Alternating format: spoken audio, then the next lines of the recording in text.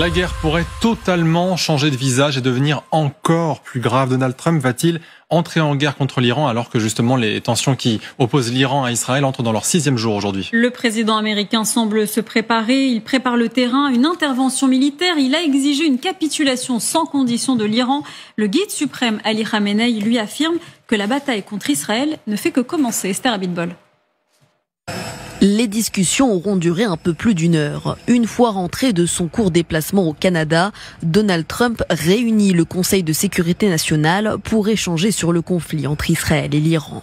Dans son avion en direction des États-Unis, il avait appelé les Iraniens à trouver un accord. Moi, ce que je veux, ce n'est pas un cessez-le-feu, c'est vraiment une fin à ce problème. Il ne faut pas qu'on abandonne complètement. On verra ce qui se passera dans les prochains jours. Quelques heures s'écoulent et le président des États-Unis change de ton. D'après CNN, il serait prêt à bombarder l'Iran, allant même jusqu'à agiter la menace d'un assassinat du guide suprême. Nous savons exactement où se cache le soi-disant chef suprême. Nous n'allons pas l'éliminer, du moins pour l'instant, mais nous ne voulons pas que des missiles soient tirés sur des civils ou des soldats américains. Notre patience s'épuise. Hier, face aux nombreux appels du pied de son homologue israélien, Donald Trump s'est entretenu avec Benjamin Netanyahou. Le président américain doit donc maintenant faire un choix, engager son pays dans le conflit ou rester en retrait. Face à la situation qui s'enlise, les États-Unis annoncent la fermeture de leur ambassade à Jérusalem pour des raisons de sécurité. Une fermeture temporaire à partir d'aujourd'hui et ce jusqu'à vendredi. Et puis signe qu'on n'est pas, mais alors pas du tout sur une désescalade. Regardez ce que tweet le guide suprême iranien. Seulement 3 mots. La bataille commence. Le ton est donné. On va prendre la direction de Washington pour retrouver notre correspondante Justine Jankowski. Justine, Donald Trump continue de mettre la pression sur l'Iran. Il semble préparer le terrain à une intervention militaire.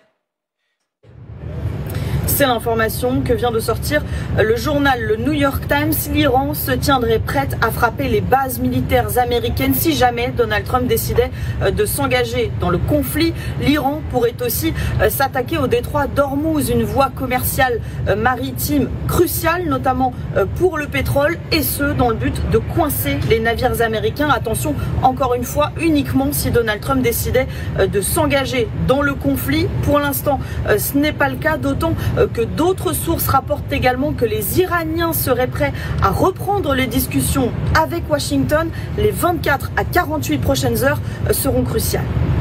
Justine Jankowski à Washington, tout comme d'ailleurs beaucoup de nos reporters ici à LCI qui sont actuellement sur le terrain à travers le monde pour essayer de comprendre au maximum les tenants, les aboutissants de cette guerre au Moyen-Orient, Amal. On va prendre justement la direction de Tel Aviv pour retrouver nos envoyés spéciaux Claire Cambier avec Vincent Wartner. Claire, l'Iran dit avoir tiré des missiles balistiques hypersoniques vers Israël. Comment s'est passée la nuit sur place ? Alors ce matin, on a surtout eu une salve de drones, mais cette nuit, aux alentours de minuit, puis d'1h30 du matin, on a eu 2 salves de missiles qui ont été envoyés sur le pays. On a pu voir la défense antiaérienne en action, une 30aine de missiles en tout. Alors pour le moment, pas de dégâts annoncés. Il y a quelques débris qui sont tombés, qui ont provoqué quelques incendies. Pas de victimes non plus, et notamment parce que les Israéliens suivent à la lettre les règles de sécurité, et notamment cette nuit, il y a cette gare centrale qui a ouvert pour la première fois ses portes pour accueillir ceux qui n'ont pas d'abri chez eux. Alors vous le disiez, tir annoncé de l'Iran d'un missile hypersonique. Normalement, un tel tir, un missile hypersonique, il est si rapide et il peut changer de direction en vol. Normalement, il est quasi impossible de l'intercepter. Les Israéliens ont-ils réussi ou les Iraniens ont-ils menti? Difficile pour le moment de le dire. Merci beaucoup Claire Cambier avec Vincent Wartner depuis Tel Aviv. Et depuis le G7, Emmanuel Macron lui avertit que toute tentative de changement de régime en Iran par la guerre entraînerait le chaos dans le pays. Il appelle les États-Unis à revenir à la table des discussions. Écoutez-le. On a besoin des États-Unis d'Amérique pour faire revenir tout le monde autour de la table. Je vous ai dit exactement les objectifs que nous partagions, c'est-à-dire oui à ce que l'Iran n'ait jamais l'arme nucléaire. Oui pour contenir le nucléaire civil et l'encadrer de manière internationale. Et non aux actions militaires qui conduiraient à un changement de régime, parce que personne ne sait dire ce qui vient après. Ces frappes israéliennes qui visent notamment certains dignitaires du régime des Mollahs, elles sont rendues possibles, Amal, grâce au travail du Mossad. Le Premier ministre israélien Benjamin Netanyahou a toujours en tête d'éliminer le guide suprême Ali Khamenei. Faut-il s'attendre à de nouvelles opérations des services de renseignement israéliens? Élément de réponse avec Emma Barrier. De nouvelles surprises. Voici comment cet ambassadeur israélien prévient l'Iran des prochaines opérations que va mener le Mossad. Lorsque la poussière retombera, vous verrez quelques surprises jeudi soir ou vendredi qui rendront l'opération des beepers presque simple. Une semaine plus tôt, jour pour jour, le Mossad organisait une opération de très grande ampleur qui avait surpris l'Iran. Les agents israéliens infiltrés avaient notamment réussi à implanter une base secrète de drones explosifs près de Téhéran. Une attaque très renseignée et longuement planifiée qui avait ensuite permis à Tsahal d'abattre de nombreuses cibles militaires et nucléaires. C'est ce mode opératoire propre au Mossad qui pourrait encore être à l'œuvre dès jeudi. La seule chose qui peut être un indice à la comparation des beepers et qu'on a déjà vu dans les frappes précédentes, c'est la simultanéité des frappes sur plusieurs cibles en même temps. Je rappelle que cette méthode rentre dans les livres d'histoire militaire, dans les manuels. Ces beepers étaient au centre d'une opération spectaculaire menée en septembre dernier au Liban. L'explosion coordonnée de ces appareils avait blessé et éliminé des centaines de membres du Hezbollah.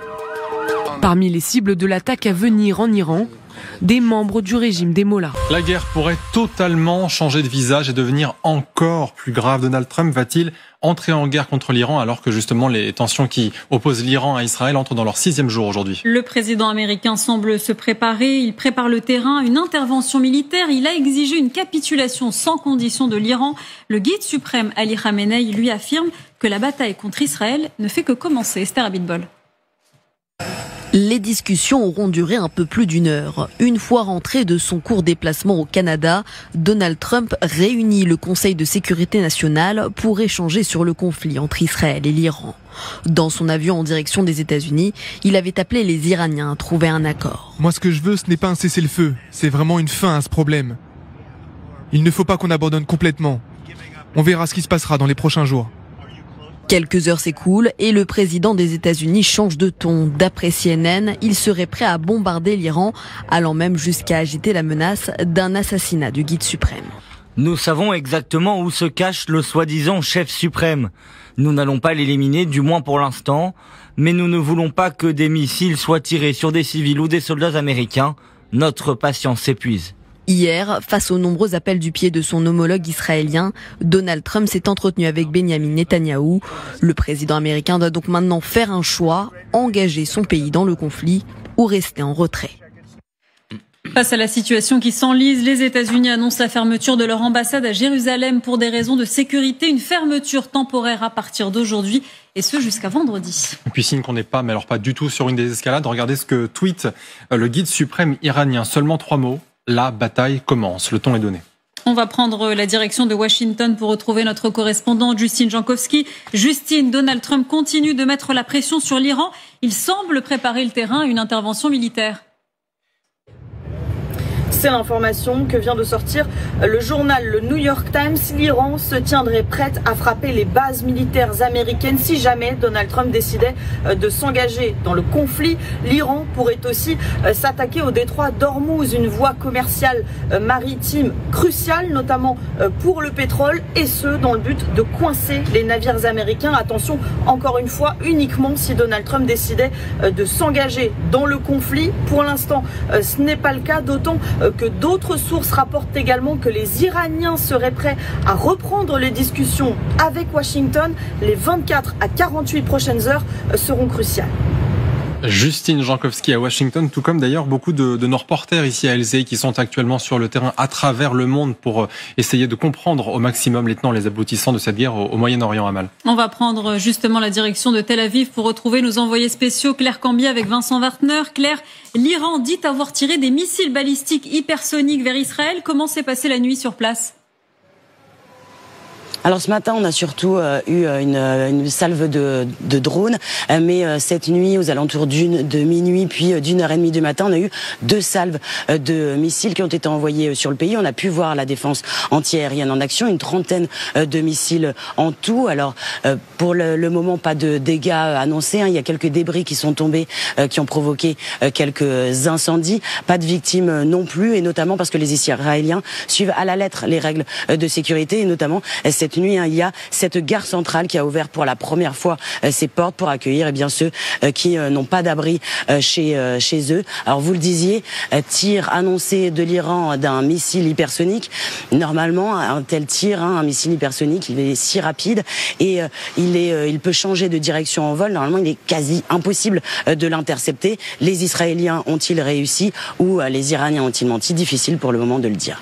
Merci beaucoup Claire Cambier avec Vincent Wartner depuis Tel Aviv. Et depuis le G7, Emmanuel Macron lui avertit que toute tentative de changement de régime en Iran par la guerre entraînerait le chaos dans le pays. Il appelle les États-Unis à revenir à la table des discussions. Écoutez-le.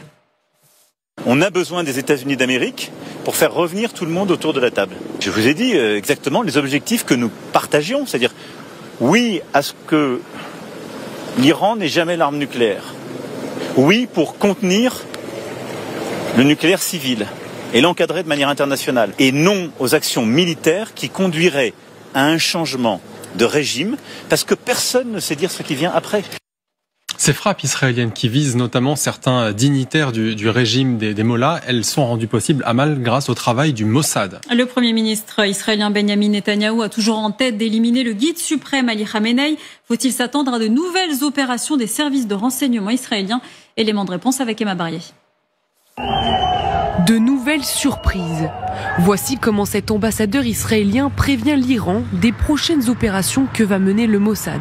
Lorsque la poussière retombera, vous verrez quelques surprises jeudi soir ou vendredi qui rendront l'opération des beepers presque simple. Une semaine plus tôt, jour pour jour, le Mossad organisait une opération de très grande ampleur qui avait surpris l'Iran. Les agents israéliens infiltrés avaient notamment réussi à implanter une base secrète de drones explosifs près de Téhéran.